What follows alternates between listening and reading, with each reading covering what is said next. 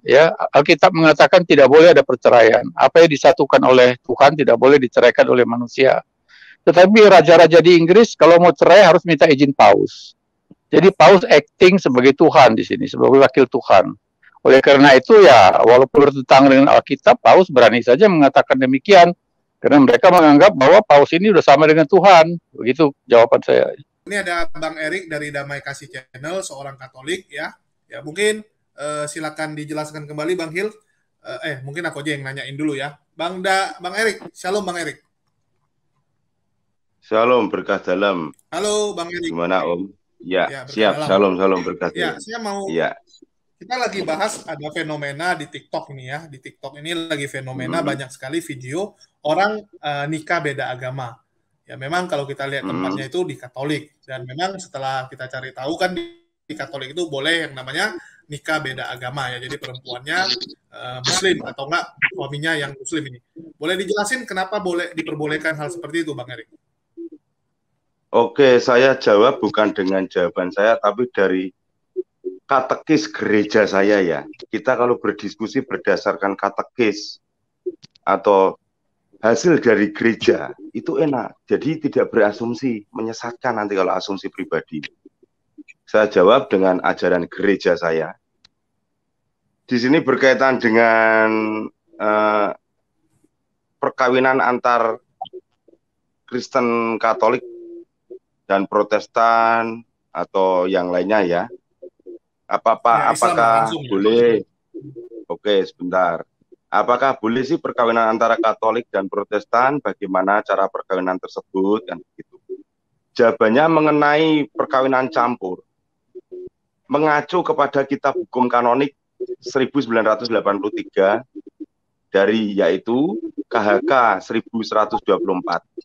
Perkawinan antara dua orang dibaptis yang diantaranya satu dibaptis dalam gereja Katolik atau diterima di dalamnya setelah baptis dan tidak meninggalkannya dengan tindakan formal. Sedangkan pihak yang lain menjadi anggota gereja atau persekutuan gerejawi yang tidak mempunyai kesatuan penuh dengan gereja Katolik tanpa izin jelas dari otoritas yang berwenang dilarang.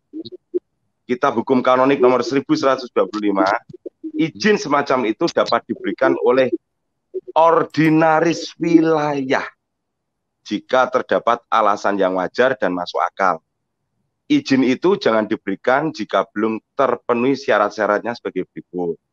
Yang pertama, pihak Katolik menyatakan bersedia menjauhkan bahaya meninggalkan iman serta memberikan janji yang jujur bahwa ia akan berbuat segala sesuatu dengan sekuat tenaga agar semua anaknya dibaptis dan dididik dalam gereja Katolik. Kedua, mengenai janji-janji yang harus dibuat oleh pihak Katolik itu, pihak yang lain hendaknya diberitahu pada waktunya. Sedemikian sehingga jelas bahwa ia sungguh sadar akan janji dan kewajiban pihak Katolik. Ketiga, kedua pihak hendaknya diajar mengenai tujuan-tujuan dan ciri-ciri hakiki perkawinan yang tidak boleh dikecualikan oleh seorang pun dari keduanya. Masuk dalam Kitab Hukum Kanonik 1127 mengenai tata peneguhan yang harus digunakan dalam perkawinan campur, hendaknya ditepati ketentuan-ketentuan kanon 1108. Di hadapan ordinaris wilayah atau pastor paroki atau imam atau diakon yang diberikan delegasi oleh salah satu dari mereka yang meneguhkan serta di hadapan dua orang saksi. Yang kedua, jika terdapat kesulitan-kesulitan besar untuk menaati tata peneguhan kanonik, ordinaris wilayah dari pihak Katolik berhak untuk memberikan dispensasi dari tata peneguhan kanonik itu dalam tiap-tiap kasus. Tetapi setelah minta pendapat ordinaris wilayah, setelah mendapat ordinaris wilayah tempat perkawinan dirayakan, dan demi sahnya harus ada suatu bentuk publik perayaan. Konferensi para uskup berhak menetapkan norma-norma agar dispensasi tersebut diberikan dengan alasan yang disepakati bersama. Ini kalau saya jelaskan semuanya banyak. Jadi saya menjawab tidak asumsi saya ya, Om Julius, tapi berdasarkan aturan gereja saya. Saya tidak berani berdiskusi dilihat ribuan orang berbagai macam daerah dengan asumsi saya tidak mau. Oke, siap. Tidak mau saya. Tapi intinya kan boleh gitu. Tadi sempat dikomplain juga sama Bang Hils bahwa itu sesat gitu. Tanggapannya Bang Hils? Dasar apa dia mengatakan sesat? Dasarnya apa? Itu asumsi dia pribadi atau katekis gerejanya? Berdasarkan saya bertanya ini sekarang. Silakan Bang Hils. Jangan berdasarkan asumsi. Kalau menyesatkan berdasarkan asumsi, berarti itu namanya menghakimi. Katekis gerejanya dong, tunjukkan dong. Kayak saya menunjukkan katekis gereja saya. Halo Bang Hils. Itu loh, Teng Li. Ya, ini Bang Hils dari tadi mute dia punya sendiri, nggak bisa saya apa-apain. Ya, silakan Bang Hils. Tadi sebelum kita bahas ini kan di menit-menit awal dibilang Bang Hils itu kalau sesuai dengan Alkitab nggak boleh. Sedangkan yang mengubah-ubah Alkitab itu ya sesat. Bahkan dikatakan bahwa Katolik ini menyamakan Paus itu dengan Tuhan gitu, karena dianggap Paus itu ya setara dengan Tuhan. Tradisi suci dianggap sama dengan firman ya. Tadi dikatakan tradisi sama dengan firman bahkan. Oke, mungkin dari Bang Hils. Ini Bang Hils yang tulisan A ini. Coba saya ingin bicara. Dasarnya apa dia itu? Buka Om. Kok hilang? Silakan Om. Ini nggak benar juga, ini orangnya hilang pula nih. Nanti dibilang kita pula yang ngarang-ngarang. Ini kalau nggak saya putarin video yang tadi ya, biar ada bukti. Saya nggak mau nanti dibilang fitnah pula. Orangnya nggak mau keluar. Ini nggak mau ngomong, dia diam nih. Tadi ngomongnya banyak kali.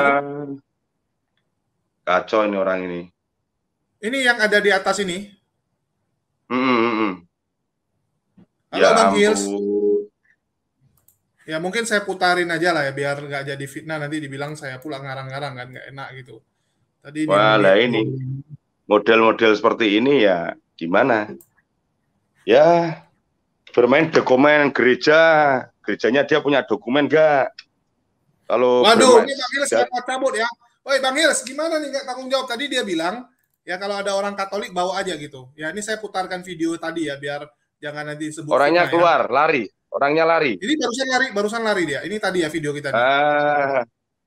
Tunggu saya putarin ya, saya putarin biar nggak jadi fitnah ya. Ya. Kan yang memang mereka tuh kalau mereka bilang janganlah kamu merupakan pasangan yang tidak seimbang dengan orang-orang yang tidak percaya. Sebab persamaan apakah terdapat antara kebenaran dan kedurhakaan? Atau bagaimanakah terang dapat bersatu dengan gelap? Jadi dalam Protestan itu tidak ada perkawinan beda iman, itu tidak ada. Kecuali kalau gereja yang dengar dulu saya ngomong, makanya saya kan belum siap. Dan itu semua Katolik, karena Katolik ke Bang Ali Musa dulu. Oh enggak, saya hanya koreksi lagi ya, karena kita ini kan berbeda denominasi.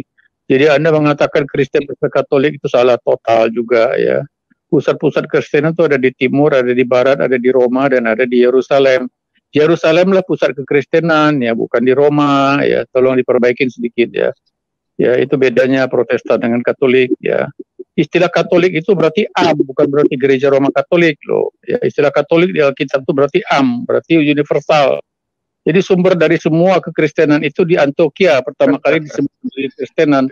Jadi bukan di Katolik Roma, tolong diperbaiki itu. Dasar sejarah yang tidak tahu. Lanjut. Saya nggak bilang masalah terus kita bisa lihat jelas gitu. Aku udah berbini sekarang tidak di Roma. Oh iya siap. Ya silakan Bang Ali Musa. Aku boleh tambahin juga. Boleh tambahin enggak? Silakan. Jadi jangan kaitkan Protestan itu dengan Luther ya. Luther itu adalah reformasi mengembalikan Protestan kepada kitab suci. Jadi kita tidak mempertuhankan Luther ya, kita tetap mempertuhankan Tuhan dan menggunakan kitab suci sebagai kembali kepada satu-satunya kebenaran ya. Jadi ini penilaian Katolik itu terlalu banyak yang salah di Protestan ini ya. Makanya memang Kalau ada yang mau debat, saya bersedia debat di Katolik. Mau di YouTube, mau di mana silakan. Head to head dengan saya berdebat gitu loh. Karena ya saya harus menjelaskan, harus meluruskan kembali pandangan-pandangan yang ngaco ya. Apalagi khususnya ajaran Mariologi dan Papologi gitu loh. Ya. Bang Hils ini itu aja. Tadi jangan menilai Protestan. Sorry aja, Anda ngomong mengenai keluarga, tapi jangan menyinggung-nyinggung Protestan dengan ajaran yang salah. Ya, itu tidak baik begitu. Jadi kalau Anda mau memberikan pendapat Anda menurut Protestan, atau kita berdebat, jangan sepihak gitu loh. Ya kan dengan orang lain kan tidak baik. Orang Islam mendengar seolah Protestan itu salah, tapi tidak. Menurut saya Katolik yang salah. Ya, jadi jangan menilai Protestan. Sorry aja, jangan menilai, itu tidak fair begitu. Dulu namanya Protestan Pak, tidak ada Katolik. Katolik Protestan makanya yang Protestan yang buat Katolik tak ada, kalau tak ngerti. Saya tutup dulu ya. Ya kita nggak bisa pungkiri Bang, kalau nggak ada Martin Luther, nggak mungkin ada denominasi tempat Pak Hils sekarang bergereja. Kalau nggak ada Martin Luther, tetap Pak Hils itu akan tunduk ke gereja di bawahnya. Kalau nggak Katolik Roma, ya Ortodoks Timur, pilihannya cuma itu kok. Nggak mungkin tiba-tiba ada denom baru. Kecuali mereka juga ikutan apa yang dilakukan Martin Luther. Ya kalau nggak Martin Luther, mungkin akan ada orang lain yang melakukan hal tersebut ya. Terus masalah menikahi para bangsa. Saya rasa udah cukup, nanti kejauhan ya. Tadi Bang Erik juga dengar ya bagaimana dikatakan bahwa dia siap untuk berdebat dengan Katolik karena Katolik ini salah gitu. Makanya saya berbicara sama orang-orang Protestan beserta denominasi. Pakailah data yang akurat, sejarah yang jelas, dan kita bermain dalam katekis gereja saja. Kalau bermain asumsi semua orang bisa. Kita pakai ilustrasi yang kecil saja lah. Yang nol akademisi. Masuk dalam nol akademisi itu nggak usah berteologi, berkeilmuan yang tinggi-tinggi, nggak usah. Yang dimana orang yang nggak sekolah paham gitu loh. Maksudnya seperti ini contoh. Abad 16. Itu kasusnya seperti apa? Yang punya data resmi itu Katolik. Itu Romo nakal itu. Dr. Martinus Luther itu Romo nakal. Sejarah sudah saya bongkar, lihat di video saya itu. Kemarin hari apa itu, saya bongkar plus penutupannya itu. Itu sejarah di situ. Saya belum bongkar sejarah Calvin nanti. Sebentar lagi saya bongkar sejarah Calvin. Terus kok ngarang-ngarang menyesat-menyesat. Dia aja nggak mau mengakui namanya Kristen apa, nggak mau, saya pengikut Yesus. Oh, nggak cengli itu. Saya Kristen Katolik coy. Bicara saya pakai dokumen gereja saya. Ya dia punya dokumen gereja enggak? Begitu saya ngomong dokumen gereja, lari dia ke birit-birit. Itu apa itu namanya?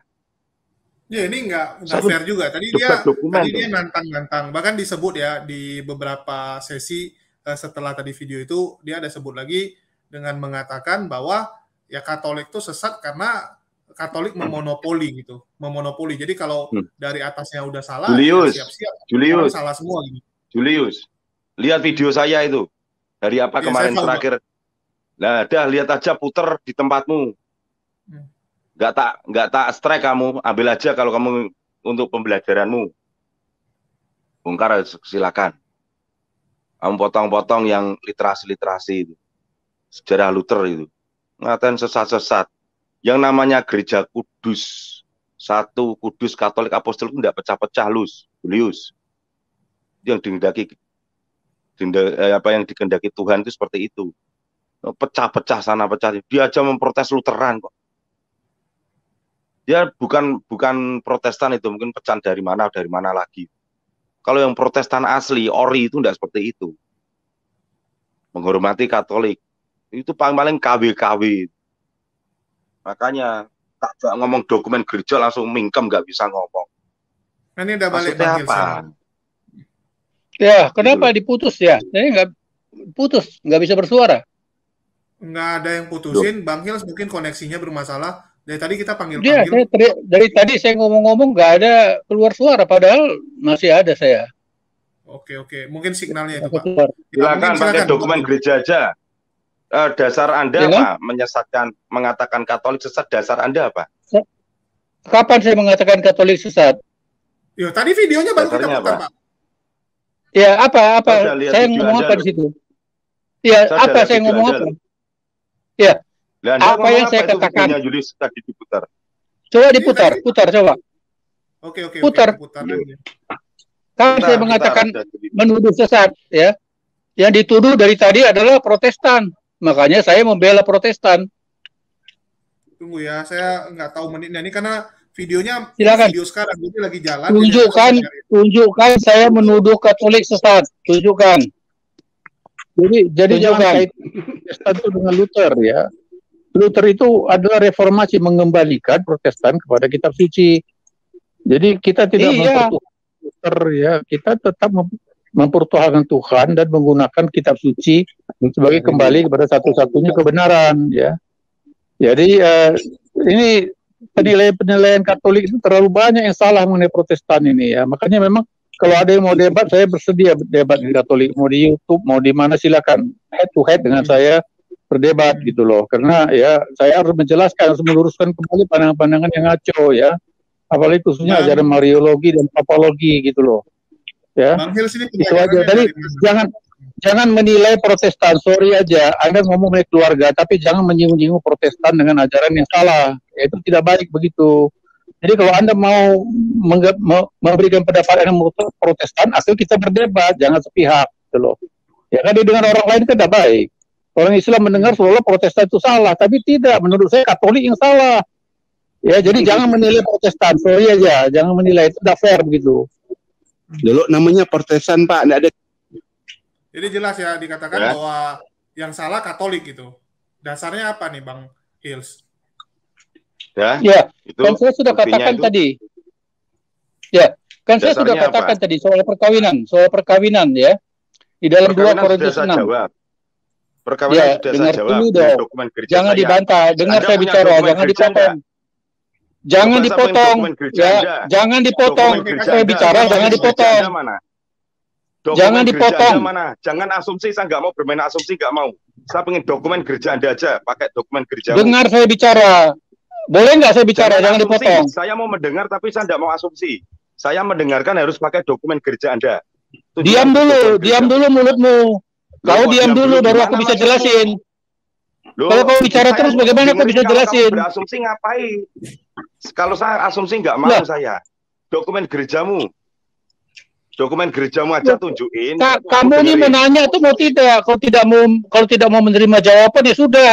Saya belum menjawab. Kamu ngomong aja nggak berhenti. Asal sesuai dokumen gereja. Asal sesuai. Makanya diam dulu. Mana? Kamu tidak ada dokumen gereja. Dokumen gerejamu kasih kesempatan dulu. Ya, nggak apa-apa. Nanti kan biar penonton yang menilai ini asumsi atau berdasarkan data resmi. Silakan. Ya, ini mengenai perkawinan. Ya, kalau kita kan topiknya perkawinan, ya.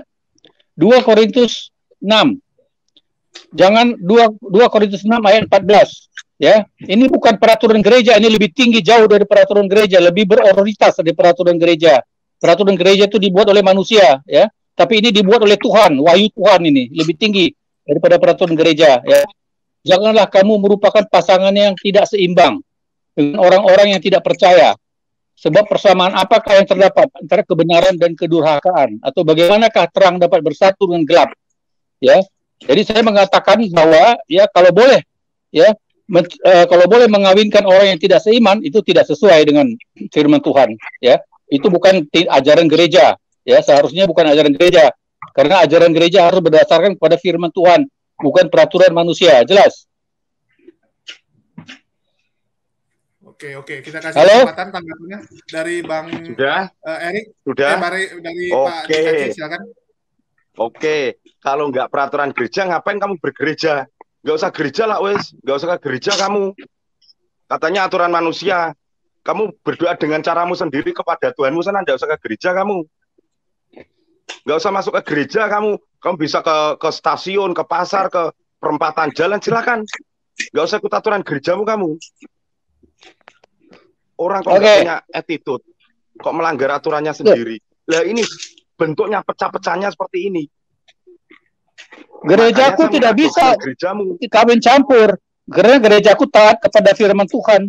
Ya, gereja berdiri di Katanya atas kamu Alkitab. aturan gereja dibuat Gerejaku itu manusia. Sekarang kamu peraturan. lari-lari. Gimana toh omonganmu? Iya, Kan aku tadi minta dokumen dengar dulu. gerejamu. Dengar dulu. Dengar Peraturan dulu, tadi gereja aku itu udah harus mendengarkan sesuai kamu. dengan Ngomongmu firman tuh Tuhan. ngelantur. Ngomongmu Jangan tuh bikin ngelantur. peraturan gereja yang bertentangan Itu dengan asumsi firman itu. Tuhan. Itu Ya, asumsi asumsimu yang tafsir. ngaco. Ajaranmu itu tidak sesuai Kamu dengan udah firman bacakan Tuhan. dokumen gerejaku, kamu dengar nggak? Kamu Ya, dengar dokumen nggak? gerejamu itu kalau melanggar firman Tuhan tidak ada artinya. Kalau Untuk kamu apa? katanya, kamu Ya. bilang gereja itu aturan gereja buat manusia, kamu nggak usah perlu ke gereja. Kamu nggak perlu ke gereja. Loh, kalau peraturan Kamu nggak gereja usah ke sesuai gereja. dengan firman Tuhan harus ditaati. Kalau peraturan gereja itu bikin Taati. yang benar, yang sesuai dengan Kamu firman tuh- Tuhan. Kamu tuh Bukan pecahan bikin dari peraturan mana? yang melanggar firman Tuhan. Kamu tuh pecahan Ya, dari mana? dengar. Toh? Ya, Kamu pecahan bicara dari dokumen mana? gereja aja nggak tahu kok gayamu Tidak ada firman pecahan-pecahan. Ya, kita Alah, keluar dari kamu ajaran dokumen gereja aja sesat. nggak tahu kok Ya. gayamu ngomong Kita firman organisasi toh. penyembah berhala, Terlalu tinggi, mempertuhankan kamu. manusia. Alah, Ya. alah. Ya, Bahasamu jelas. Jadi terlalu peraturan tinggi. gereja itu harus taat kepada Bahasamu terlalu firman Tuhan. tinggi. Jangan bikin peraturan Bahasamu terlalu gereja yang tinggi, bertentangan tapi dengan kamu firman nggak Tuhan. mudeng. Paham kau? Penyembah Nggak manusia, dengar, aku nggak paham dengar. kau? Aku Ya. aku ngomong sama Ya, peraturan orang gereja nggak itu nyambung harus ini. tahu dengan firman Tuhan. Julius, Jangan sok benar aku jujur kau. nggak nyambung ini orang ini. Ya, Ya, ya memang nggak nyambung kau. aturannya sendiri. Ya, kau sudah bertentangan dengan firman Tuhan. Ya, jangan Aduh, ngaku-ngaku menerjang gereja omongannya kalau bikin sendiri. peraturan melanggar firman Tuhan. Siapa Aduh. Tuhanmu? Ya, Aduh, siapa Tuhanmu? ngomong aturannya Maria sendiri, Tuhanmu, ya? ngomong aturannya sendiri. Hah, dengar. Sendiri, coy. Maria Tuhanmu. Kenapa kau bikin Coba peraturan dokumen melanggar gerejamu, kamu melanggar katanya Alkitab? nggak usah Campakkan saja kamu Alkitab katanya itu. nggak ingin berdokumen gereja. Ya? Alkitabmu Kalau itu kamu campakkan ngomong saja ke terus, tong aku sampah. terus nggak akan selesai nih, Julius. Alkitabmu Oke, itu oke, aja, campakkan Julius. saja ke tong sampah. Tunggu. Ya, untuk apa? Ini saya Kamu tuh dulu. ngomong apa? Tunggu. Kamu Ya, tuh jadi ngomong gini. apa? Dokumen gereja kamu aja nggak tahu loh ya. Kok gayamu Ya, ngomong mungkin firman gini. Tuhan. Ya, Aduh, mungkin parah orang. dari Bang Hils coba dijawab dulu. Kan dibilang sama Bang Erik tadi analoginya kan jelas. Kalau memang tidak mau mengikuti peraturan gereja, artinya Bang Hils nggak perlu bergereja juga bisa. Coba ditanggapi itu dulu. Ya, udah ditanggapi nanti baru diberikan statement dari Bang Hils ya. Biar gantian. Ya, mungkin saya mute Bang DKC. Siapa DKC bilang saya aku mute. tidak mengikuti peraturan gereja? Tolong yang fair. Peraturan gereja aku itu tidak boleh. Gereja Katolik aku tidak perlu ikuti. Ya. Peraturan gereja aku tidak boleh itu kawin campur. Aku taat kepada peraturan gerejaku. Siapa bilang tidak? Oke, Jangan artinya memfitnah. jawaban dari Bang Hils dia Nggak taat dengan nyambung. gerejanya karena gerejanya tidak memperbolehkan. Jadi jelas ya, gereja dia tidak Julius. memperbolehkan sehingga dia ikut. Ya. Julius, Ya, Julius. silakan Bang DKC. Ya, silakan Pak DKC. aku tadi ngomong bilang gini toh. Kita berdiskusi sesuai dengan dokumen gerejanya masing-masing, jangan berasumsi. Paham nggak aku ngomong gitu? Oke. Mungkin Dia nggak bukti perlu dari ikut Bang aturan Hils. dokumen gereja. Aku Dengerin saya. dokumen gerejaku Julius, juga saya. begitu. Julius, dengerin saya dulu. Julius, dengerin Oke. saya ya. Aku ngomong sama kamu, Julius ya. Julius kalau ingin berdiskusi dengan saya, seandainya Julius tuh dari Protestan, Julius tolong dokumen gerejamu tampilkan, aku menampilkan dokumen gereja saya. Kamu jangan berasumsi ya Julius, kan enak. Aku nggak main asumsi. Saya ngomong berdasarkan dokumen gereja saya. Kamu juga sesuai dengan dokumen gerejamu loh Julius. Aku paham nggak Julius ngomong gini sama kamu? Paham. Artinya harus bawa Ya data udah, ya. Julius pakai kan. Sekarang Julius pakai dokumen gerejanya. Ini contoh misal seperti itu. Julius nggak perlu pakai dokumen saya, enggak. Julius pakai dokumen gerejanya sendiri. Gitu loh Julius. Aku nek ngomong sama Julius malah nyambung, malah enak ini nek diskusi begini. Gitu loh. Oke. Jadi siap, Julius siap. dan di framing saya, Julius jangan framing saya ya. Ini suatu contoh ilustrasi mudah gitu loh ngomong itu loh enak. Jadi tidak berasumsi dengan pikiran kita masing-masing, nggak liar. Itu loh Julius. Oke, Silakan, siap. Julius. Ada nggak dokumen dari Bang Hils yang menyatakan memang di gereja dia dasarnya itu apa gitu, tidak memperbolehkan? Dasar gereja kita nomor 1 dicantumkan bahwa semua prinsip-prinsip Alkitab harus ditaatin. Jadi tidak perlu harus disalin ulang semua Alkitab. Kalau Alkitab mengatakan tidak boleh ada kawin campur, ya otomatis gereja harus taat. Itu seluruh gereja juga harus taat. Tidak perlu harus ditulis, pakai otak sedikit gitu loh, pakai iman, ya. Tidak ada gereja yang melanggar firman Tuhan. Kalau bikin peraturan gereja yang melanggar firman Tuhan, itu bukan gereja, itu gereja abal-abal namanya. Oke, Pak, jadi... Pak A. Ntar dulu, aku tambah dikit Pak A. Pak A tadi barusan ngomong dengan kami di sini kan. Orang yang dipenuhi Roh Kudus itu dengan kebijaksanaan dan sebagainya kan. Pak A ini langsung apa ya? Langsung lupa gak Pak dengan ucapan tadi itu? Ya kan? Tampaklah Roh Kudus kau di sini dengan saudara kau itu gitu kan. Kami pun dengar dia tidak enak gitu ya, lalu gitu caranya. Tampaklah Roh Kudus ya kan. Buah tuh kau lihat pohon tuh, lihat buahnya jatuhnya kan. Kok jatuh tempat kau ini kok busuk kayak aku rasakan gitu ya. Oke, lanjut Bang Seh. Oke ya, jadi jelas tadi statement dari Bang Hils, gerejanya pokoknya nggak memperbolehkan, ya nggak memperbolehkan karena memang berdasarkan akal ya, berdasarkan Alkitab. Dari Pak DKC nih, menurut Pak DKC apa dasar dari Katolik memperbolehkan gitu? Terus tadi tafsiran dari Bang Hils tadi menggunakan ayat apa? Boleh diulang Pak Hils biar kita bedah ayat tersebut? 2 Korintus 6 ayat 14. Oke. Dari 2 Korintus 6 ayat 14. Ya. Oke, mungkin 14. dari Pak DKC, kalau versi Pak DKC nih, setahu Pak DKC di kekristenan Katolik ini menafsirkan 2 Korintus 6 ayat 14 ini gimana? Janganlah kamu merupakan pasangan yang tidak seimbang gitu ya. Menafsirkan masalah pasangan tidak seimbang. Dari Katolik memandang pasangan tidak seimbang tuh apa saja gitu. Tadi kan saya sudah menyampaikan di dokumen saya ya. Ini banyak dokumen tentang pernikahan di gereja saya banyak. Tadi sudah saya tampilkan, nanti diputar lagi aja Julius ya. Saya pakai data selanjutnya. Jadi saya ngomong itu kan plus dokumen jadi enak, nggak berasumsi pikiran saya yang aneh-aneh, enggak.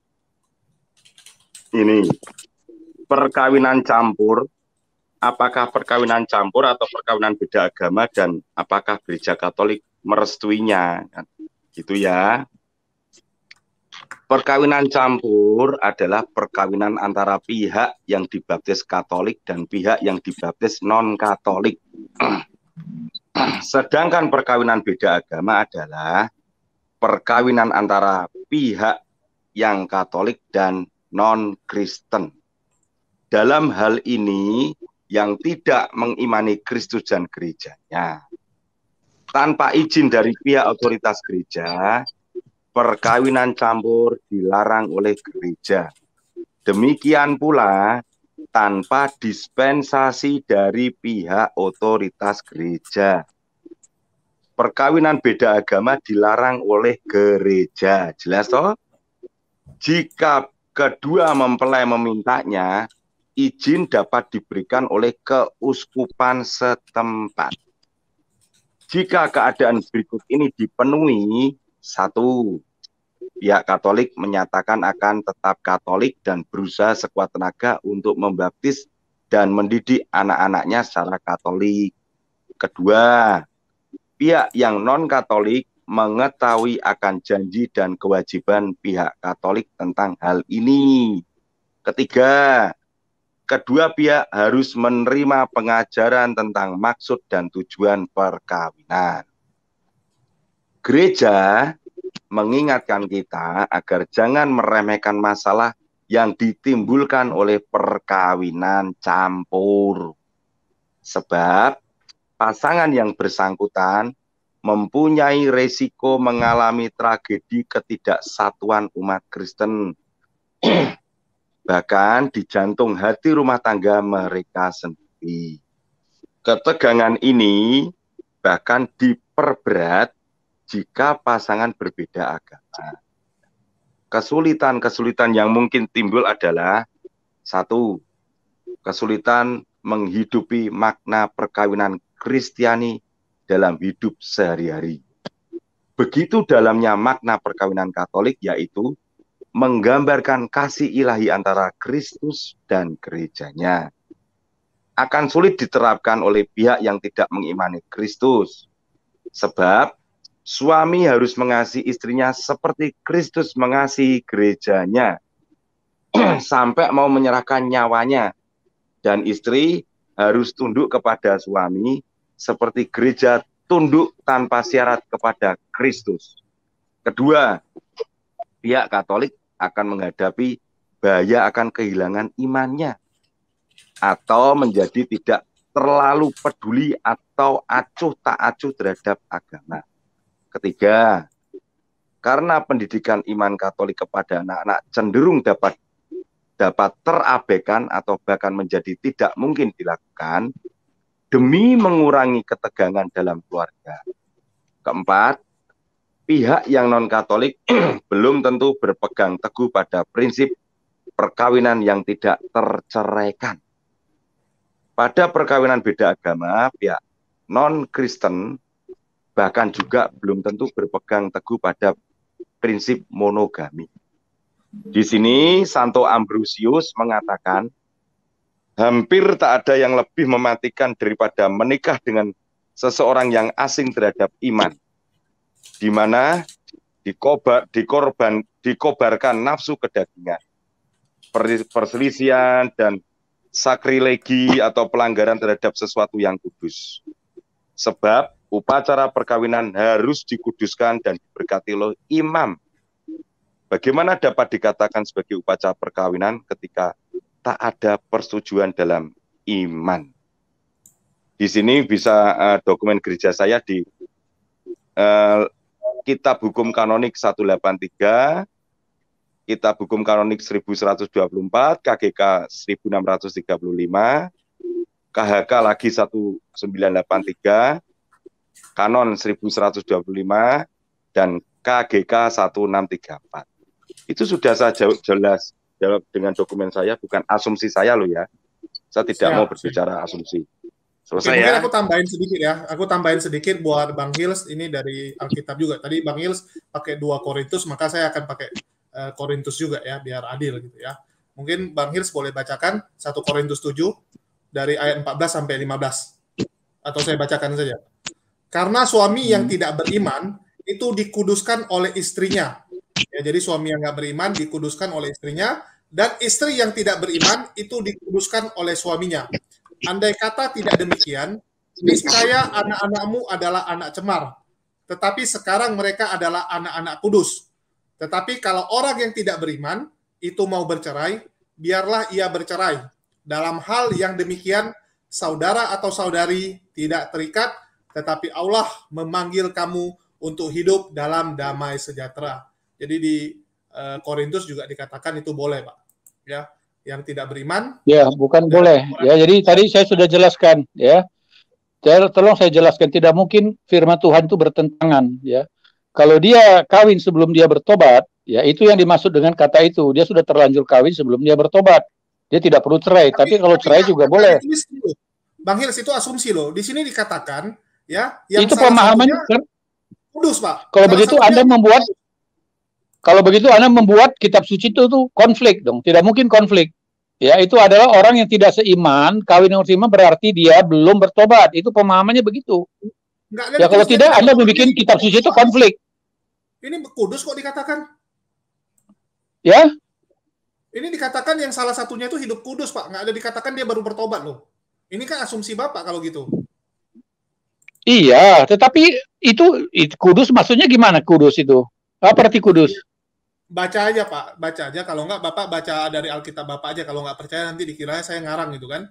Baca aja, Pak. Karena suami yang tidak beriman, artinya suami yang tidak beriman ini bukan Kristen ya, tidak hidup kudus, ya. Itu dikuduskan oleh istrinya, ya. Dan istri yang tidak dikuduskan, bukan istrinya itu kudus, ya. Jadi maksudnya begitu, ya. Saya jelaskan maksudnya ya. Jadi ya. Bisa mengkuduskan orang lain, Pak. Logika aja gini, Pak. Saya bisa mengkuduskan orang kalau hidup saya kudus, Pak. Nggak mungkin saya hidup nggak kudus, tapi saya bisa mengkuduskan pasangan saya. Itu aja. Iya, jadi itu kan tidak berarti bahwa dia pada waktu kawin itu dia hidupnya itu sudah kudus. Dia kan bisa kudus setelah kawin, sehingga dia tidak perlu harus bercerai, malah dia akan membawa suaminya atau istrinya itu supaya seiman dengan dia.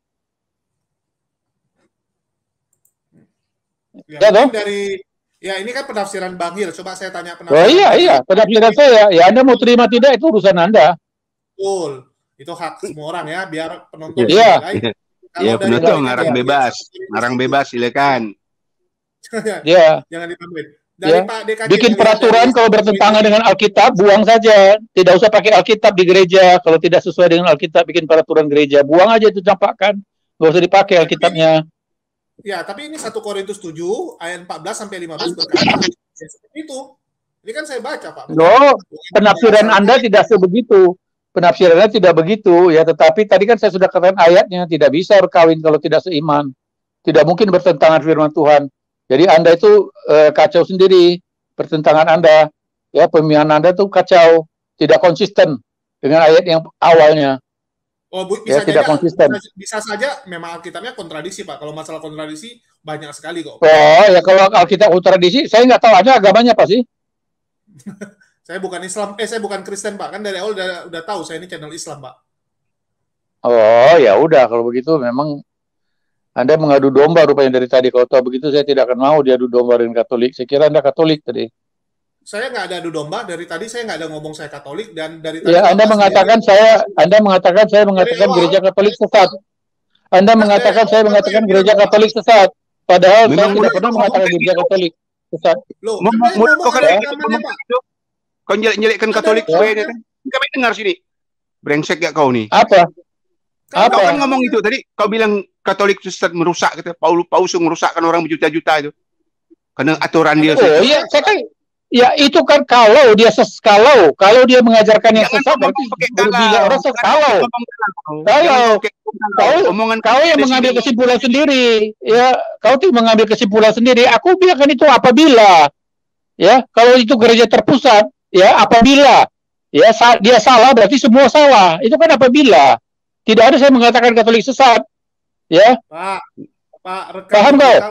Tunggu, saya cuma. Jadi memang otak kau nih, memang otak licik lah kau nih.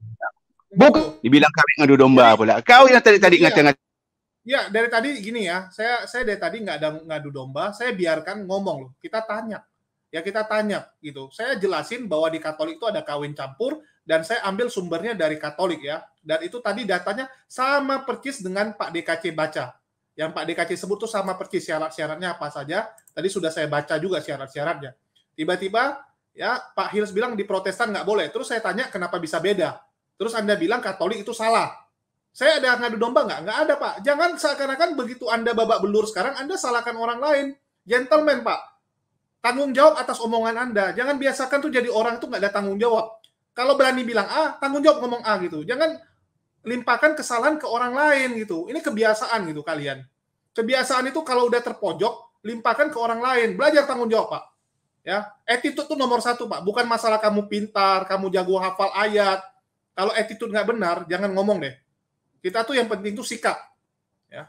Mungkin Pak Hils harus belajar dulu, Pak. Bukan belajar Alkitab dulu di penting. Belajar dulu tata krama, sikap gitu. Dan tanggung jawab. Saya sering melihat ya, oten-oten, terutama tadi yang baru naik itu, yang ngomel-ngomel, nabi palsu. Berapa kali ya dia menantang saya, kita prediksi yuk. Nanti kalau salah, saya akui saya yang salah, kamu yang benar. Ya, terus begitu saya benar, ya dia bilang mau gimana, namanya nggak bisa tetap gitu. Kalau ngeles, semua orang bisa ngeles, Pak. Kalau ngeles, anak kecil juga jago ngeles buat alasan. Kalau mau menyalahkan orang lain, ya Bapak siap-siap aja, Pak. Jadi jangan sedikit-dikit nyalain orang lain. Tanggung jawab dengan omongan Anda. Saya kalau udah ngomong apa, ya saya tanggung jawabin. Kalau saya salah, saya katakan saya salah, Pak. Nggak pernah saya ngeles kayak kalian gitu. Belajar ada attitude ya. Oke, dari Pak DKC ada lagi mau disampaikan? Saya rasa udah cukup, karena orang kayak ini susah gini ya, melimpahkan kepada orang lain, mengatakan orang adu domba lah, bla bla bla. Dari tadi saya cuma nanya, dia yang jawab sendiri, dia yang ngomong orang Katolik seperti ini, tiba-tiba nyalain orang lain. Ya kan kau putar tadi, tidak ada aku mengatakan Katolik sesat. Tapi kau mengatakan sama orang Katolik aku sesat. Kau adu domba, Belanda persis kau. Jiwamu rusak. Tadi sama Pak DKC. Tadi kita putar video atau aku yang ngomong, Pak DKC? Tadi putar videonya video. Ada kok.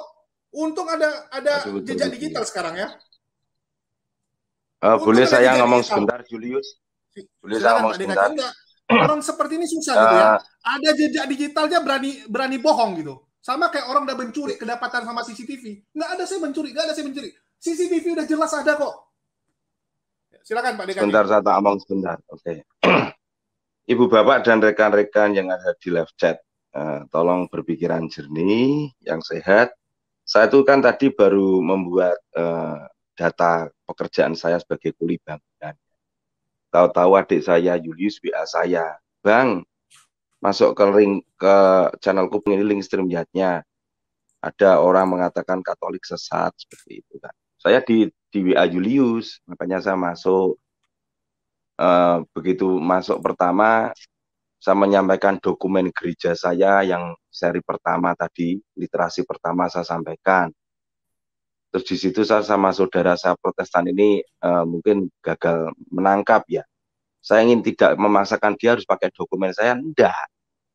Maksud saya itu menyampaikan saya berbicara pakai dokumen gereja saya.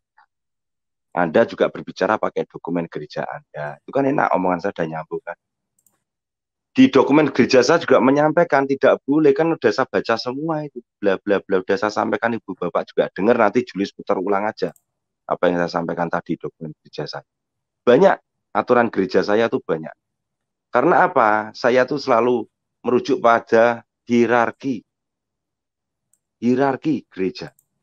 Kalau kita keluar dari hierarki gereja, kita akan liar, berasumsi. Tidak berani saya sebagai orang Katolik menafsirkan Injil-Injil yang ada di kitab suci saya untuk serampangan, nggak boleh.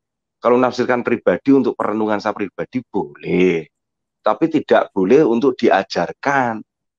Karena pribadi saya untuk saya pribadi dong, untuk permenungan saya pribadi. Kalau untuk mengajarkan ke orang luar, publik harus secara aturan gereja, magisterium itu, Ibu Bapak dan rekan-rekan. Karena di Katolik ada 3 pilar kuat. Kekuatan 3 pilar itu dari tradisi suci, dari kitab suci, dan magisterium. Tradisi suci apa sih? Lisannya Tuhan Yesus. Dulu kan belum ada mesin fotokopi, jilid-menjilid, belum ada ketak-ketik, belum ada. Jadi Yesus berbicara itu Injil hidup itu. Setelah Yesus berbicara itu, banyak murid-murid menangkap dalam pembicaraannya Yesus. Setelah kejadian Pentakosta itu, di situ dua murid diutus ke dua untuk mengabarkan Injil. Lah di sana kok sama apa yang disampaikan Markus, Lukas, Yohanes, kok sama, ditulislah. Baru tulisan itu sebetulnya tuh kalau dalam bahasa mudanya itu dokumen lah. Tapi dokumen yang betul-betul istimewa itu loh. Biar nggak lupa, karena di saat itu, abad itu banyak bidat-bidat juga yang mengatasnamakan Kristen. Itu di sejarah gereja saya banyak tuh di video saya. Boleh Ibu Bapak berkunjung di DKC, lihat video-video saya tuh silakan. Nanti dibedah itu abad kedua, ketiga sudah banyak bidah-bidah itu. Saya tidak berbicara abad 16, ini awal-awal sejarah gereja. Pertama itu di Yerusalem, habis ke Yerusalem ke Roma. Kan gereja itu kan habis ke Yerusalem, Roma, Antioquia, Alexandria, Konstantinopel. Itu loh, aturannya di situ. Itu lari-larinya ke situ. Itu gereja jadul, gereja lawas, gereja kuno, yaitu itu penerus para rasul ya. 1 Kudus, Katolik, Apostolik. Jadi ajaran iman rasuli di situ. Itu ada syahadat pendeknya, ada syahadat panjang Credo Nikia Konstantinopel ada. Jadi yang tergabung dalam apostolik itu siapa Pak DKC? Ortodok itu apostolik. Katolik Ritus Timur apostolik plus di bawah primus inter di bawah kepausan Roma itu. Itulah yang dinamakan ajaran rasul seperti itu, Julius. Itu. Halo, saya bisa kedengaran nggak bicara nih? Kenapa saya di out nih sama si Julius ini?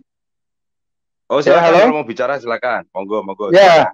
Silakan. Jadi tadi ya supaya Bapak jelas tadi ya, dia meminta pendapat saya mengenai Katolik. Kenapa berbeda? Saya bilang Katolik itu berbeda sistemnya.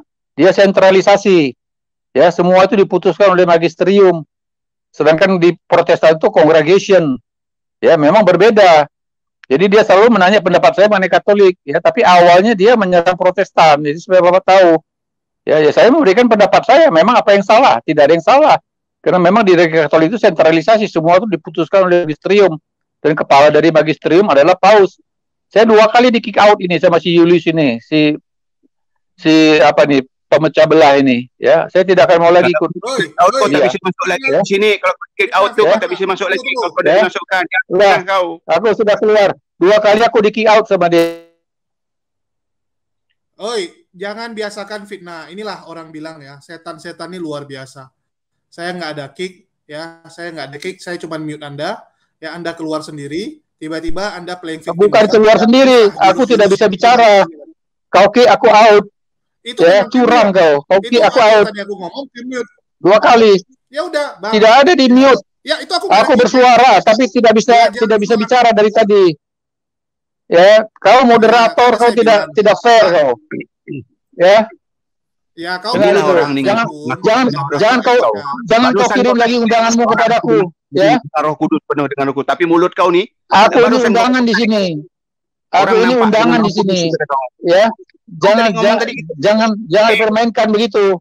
Ya. Kau tadi ngomong apa? Ya, jangan bawa nama Roh Kudus. Kau jangan bawa nama Roh Kudus kau. Kau tidak paham Roh Kudus siapa. Aku suruh tidak ada apa-apa. Begitu Anda kepergok, ya, begitu dipergok, iya. Ini dia. Jadi kau mengadu domba. Yang nggak ada tanggung jawab gitu ya. Ini kau mengadu domba kalau tidak bertanggung jawab. Kamu kedapatan mencuri, kamu alasan, wah, saya mencuri gara-gara ya saya dijelasin rumah itu kosong sama si Henbance bilang rumah itu kosong. Saya nggak tahu rumah itu rupanya ada CCTV sehingga saya ketangkap. Ini kan lontong gitu, yang mencuri dia, yang disalahkan orang lain. Begitu kepergok sekarang nyalain orang lain.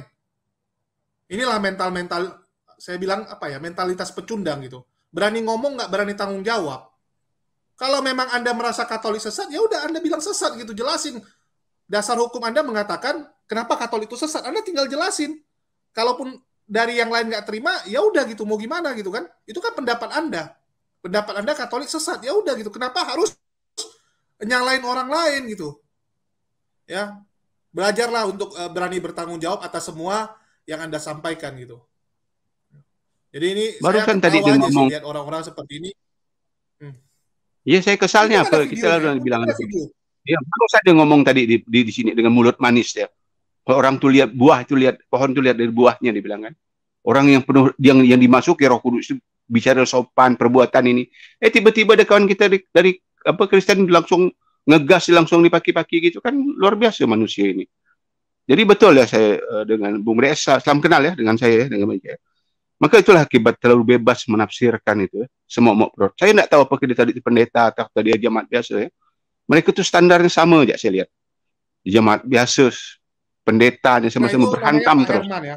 Namanya Pak Herman Hills, dia itu pendeta. Kalau nggak salah dia pendeta atau inilah panatua ya, antara panatua atau pendeta, dia sering khotbah juga sih. Oke. Bang, manis benar mulut dia tadi itu. Orang yang diurapi Roh Kudus begini begitu. Barusan dia lalu ngomong kayak gitu, memfitnah gitu. Tadi dia jelasin ya kalau yang diurapi itu lemah lembut, ngomongnya sopan, tiba-tiba malah dia yang jadi kesetanan gitu. Yang lebih lucu yaitu berani ngomong nggak berani tanggung jawab. Saya aneh gitu lihat orang seperti itu ya. Berani ngomong nggak berani tanggung jawab. Kalau memang Anda yakin ya katakan aja gitu. Kayak saya misalnya ngomong wak labu begini, ya saya akan katakan terus gitu. Saya akan ngomong sesuai gitu. Ya. Oke, mungkin dari Pak DKC ada lagi mau disampaikan? Saya rasa udah cukup. Ini orang kebiasaan ya. Kebiasaan menyalahkan orang lain. Inilah mentalitas orang-orang yang suka mencari kambing hitam. Kalau orang udah suka cari kambing hitam, ini kebawa dia. Dari dunia memang suka nyalain orang ya atas segala kegagalan hidup dia. Makanya saya kan sering menyampaikan berkaitan dengan pengguna kosakata itu, ya cari data sejarah yang jelas gitu loh. Kita berbicara itu jangan berasumsi. Namanya gereja itu pasti ada katekisnya masing-masing kok. Kalau di tempat saya tidak berani ngomong menyampaikan di channelmu Julius seperti asumsi saya tidak mau.